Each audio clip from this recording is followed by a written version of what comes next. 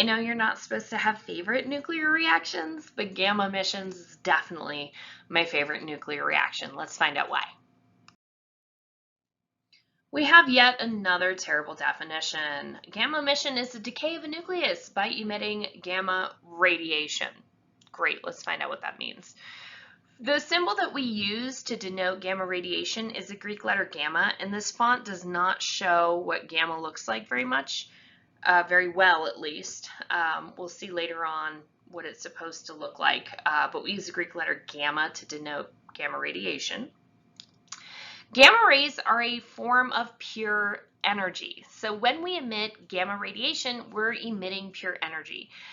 So we're not going to have to change the number of protons or neutrons. There's no change to the nucleus other than we've emitted this energy. They can travel a great distance. There's a lot of energy here. So one thing to keep in mind, though, is that few pure gamma emitters actually exist. And so oftentimes we'll see a gamma emission combined with a positron emission or a beta emission. The damaging power is low, despite having very high energy, because gamma rays are not well absorbed by other materials, but the penetrating power is very high. So when it comes to PPE, if you are working with gamma emitters, you need several centimeters of lead or several feet of concrete between you and the gamma emitter so that you're not coming in contact with these gamma rays. One great example of a gamma emitter used in medicine is cobalt-60. So cobalt-60 is a gamma emitter, and we use cobalt-60 in external radiation treatment. It is especially good to treat tumors that cannot be surgically removed. So this technology has been used since the 1950s in external beam radiotherapy. And so you're seeing the machine, and the patient is lying below the machine. And the machine can focus the gamma radiation into a very narrow beam, directing it just perfectly at the tumor tissue, thereby killing the tumor tissue. So it's kind of an exact way to non-surgically remove a tumor. So we can focus this external radiation on a specific part of the body. This will minimize the damage to healthy cells, but it is not completely, it doesn't just specifically hit tumor cells, it will hurt healthy cells as well. The image that we're seeing is, let's see, right here, you are seeing a baseline tumor. This was taken October 13th of 2012. And then in a follow-up on January 23rd, 2013, we see that the tumor has gotten larger. So these are our baseline images. So we see that the tumor is growing. After treatment, in the lower left-hand corner, June 20th, 2013, we see a decrease in that tumor. So this is really effective for decreasing these tumor cells. And a final follow-up, August 15th, 2013, we see no evidence of that tumor. So it's a pretty amazing tool in the fight against cancer. Another really neat application of gamma radiation is gamma irradiation, which is used to extend the shelf life of produce. So we take, for instance, strawberries, and we put them on a conveyor belt, and we're going to pass gamma rays through the strawberries. When the gamma rays are passed through the strawberries, any living microorganisms, think bacteria, think fungus, that is being killed on the strawberries. Also keep in mind, gamma radiation is a pure form of energy. So these strawberries are not becoming radioactive. Okay, the gamma ray is passing through them, killing microorganisms. What you get at the end of this process is not radioactive strawberries. It's just regular old everyday strawberries. This has been really great to use in the food industry. So this is not only applied in produce, but we also can pass pork through that too, thereby eradicating any trichinosis that might be in there, any of those pathogen-causing parasites that are terrible. And what you're seeing in this image over here, right above me, is on the left, these strawberries have been treated with gamma irradiation, and the strawberries on the right have not, and about 2 weeks has passed. So we can see how much we extend the shelf life of produce. All right, this is definitely one of my favorites because we're emitting pure energy. There's no change in proton number, there's no change in neutron number. Gamma rays have no mass, no charge, so therefore everything pretty much stays the same. So on our cheat sheet, whatever you start with is what you end with.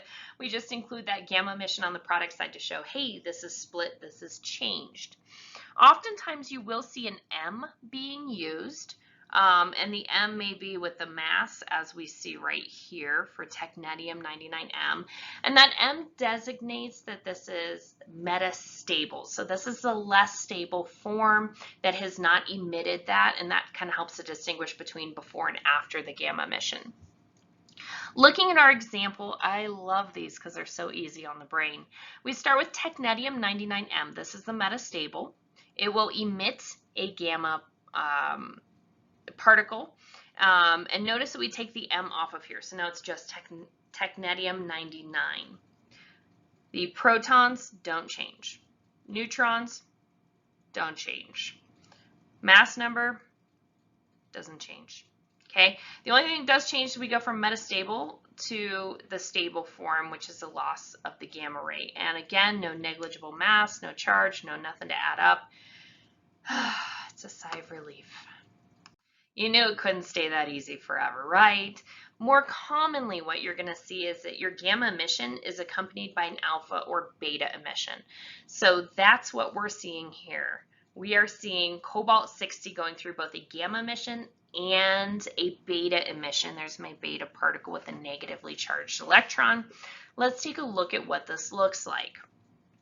So we have cobalt-60, I'm going to draw my line between reactants and products, with an atomic number of 27. We know in beta emission that we have a neutron that decays to a proton. So my atomic number will increase by 1. Okay, and that's important to keep in mind because that is how we get from 27 to 28, from cobalt-60 to nickel-60. So we now have 28 protons because of that decay. I expect it to be an increase in 1, and those should not be equal. I have 60 minus 27 is 33 neutrons, 60 minus 28 is 32, which makes sense because I've lost a neutron from the reactant side to the product side, and that turned into a proton. The total mass, however, remains the same between my reactant side and my product side. And of course, I'm including my stats for my beta emitter and my gamma emission. Yeah, that's it. Some of our useful medical applications are to take a more stable isotope and bombard it with a particle to make it less stable, because that is a useful thing for us. So we can do the exact opposite of a gamma emission, and we can do a gamma absorption or a bombardment. So we start with a more stable form of our element. We bombard it. Notice that our gamma particle is on the reactant side, and what this does is it creates the metastable version of that element, of that species. So we put the M after that. And be careful, this is a kind of a bad example, but don't confuse that for americium. This is whatever the original mass number was with an M after it. And let's use our technetium 99 example. So here we have a more stable form of technetium 99. We bombard it with an alpha particle, creating technetium 99M. Okay, so this is the less stable form. This is ready to emit a gamma particle. Just as in the other examples, our protons are not going to change. This is pure energy. Neutrons aren't going to change. Mass isn't going to change. What is going to change is that we've added gamma energy to form the metastable version of this element. Let's practice. All right, bismuth 214, so I'm going to start by writing that out. Bismuth is atomic number 83, 214 is the mass, Bi is your species. Decays by emission, so we know we're going straight to splitting, and we'll have multiple products of an alpha particle and a gamma ray. So there's my gamma ray, that was the easy one. In alpha particle, we always use helium to show this because mathematically this is just so helpful to show that we have lost 2 protons to the helium and 2 neutrons, and this will help mathematically, and I'll show you what that looks like right now. So doing an accounting, we go from 83 protons to 2 protons plus how many to equal 83? Well, that's 81. Okay, so we have to be able to show that we can add up our protons and have those be equal on both sides when it comes to an alpha emission. The species with an atomic number 81 is thallium, and I'm going to use a lowercase cursive L so it doesn't look like an I and you don't mistake it for, say, titanium, which happens quite frequently. The helium has a mass of 4, so I have to remove 4 from the mass number of bismuth 214, and I get thallium 210. Our final practice problem has us really stretching our brain to find the missing particle, but we can do this. So they want us to give the missing species for the following balanced nuclear equation. So whatever I started with, I wind up with zirconium, which has an atomic number 40, and an alpha particle and a gamma ray.